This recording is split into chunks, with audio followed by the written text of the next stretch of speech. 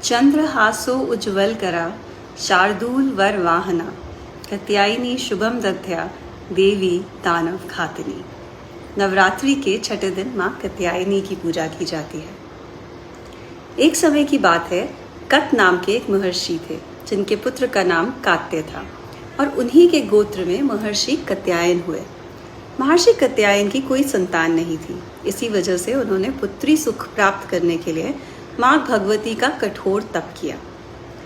उनकी कठोर तपस्या से प्रसन्न होकर देवी ने उन्हें वरदान दिया कि वे उनके घर जन्म लेंगी।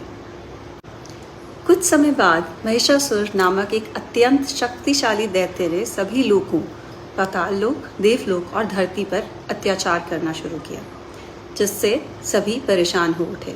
महिषासुर को ब्रह्मा जी का वरदान था कि उसे कोई देवता या असुर मार नहीं पाएगा। उसने अपनी शक्ति और अत्याचार से देवलोक पर भी विजय हासिल कर ली। तब सभी देवताओं के कहने पर ब्रह्मा, विष्णु और महेश ने अपने तेज और ऊर्जा से आदि शक्ति को उत्पन्न किया।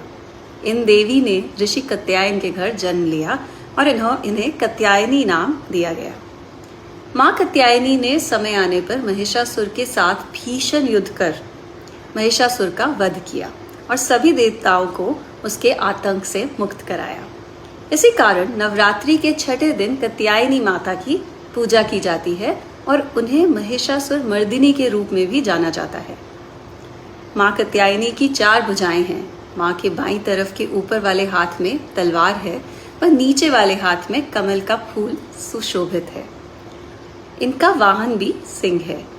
माँ कात्यायनी हमें सिखाती हैं, 1, हमें अन्याय के आगे झुकना नहीं है, चाहे प्रतिद्वंदी कितना भी बड़ा क्यों ना हो, सत्य की जीत होती ही है। 2, भक्ति की शक्ति को पहचानिए। अक्सर हम खुद को कमजोर मानते हैं, लेकिन संकट आने पर असली सामर्थ्य सामने आता है। 3, साहस ही परिवर्तन लाता है। जीवन में अंधकार और कठिनाइयाँ तभी मिटती हैं जब हम भक्ति और साहस से उनका सामना करते हैं।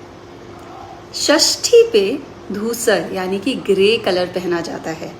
ये रंग बाहर से साधारण लगता है, न ज़्यादा चमकीला न गहरा, लेकिन यही हमें संतुलन और स्थिरता का भाव देता है। धूसर बताता है कि जीवन में हमेशा उजाला या अंधेरा नहीं होता, बीच का रंग भी जरूरी है।